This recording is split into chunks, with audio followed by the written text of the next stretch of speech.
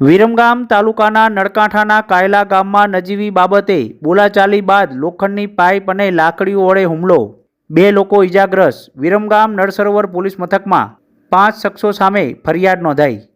વિરમગામ તાલુકાના નળકાંઠાના કાયલા ગામમાં આરોપી નાઓ ઘર આગળથી એક્ટિવા લઈને નીકળતા હતા. એ દરમિયાન ફરિયાદી પરસોત્તમભાઈ ધીરુભાઈ દેવીપૂજક નાઓએ રસ્તામાંથી દૂર ખસવા જણાવતા ગાળો બોલીને આરોપીઓ દ્વારા ઉપરાણું લઈને લોખંડની પાઇપ તથા અન્ય આરોપીઓ દ્વારા જમણા પગે તેમજ ડાબા પગના ભાગે ઈજાઓ પહોંચાડી તેમજ અન્ય આરોપીઓ દ્વારા હાથમાં લાકડી લઈને મારવા જતા માયાબેન નાઓ વચ્ચે આવી જતા તેમના માથાના ભાગે ઈજાઓ પહોંચતા અન્ય આરોપી નાઓએ પણ ગળદાપાટુનો માર મારીને જાનથી મારી નાખવાની ધમકી આપતા સમગ્ર મામલે પરસોત્તમભાઈ ધીરુભાઈ દેવીપૂજક નાઓએ નળસરોવર પોલીસ મથકમાં આરોપી ગગુબેન જયંતિભાઈ દેવીપૂજક, પંકજભાઈ જયંતિભાઈ દેવીપૂજક, પ્રવીણભાઈ જયંતિભાઈ દેવીપૂજક, દશરથભાઈ કાંતિભાઈ દેવીપૂજક તેમજ જાનાબેન વિનોદભાઈ દેવીપૂજક તમામ રહે કાયલા વિરમગામ સામે નળસરોવર પોલીસ મથકમાં ફરિયાદ નોંધાવી છે.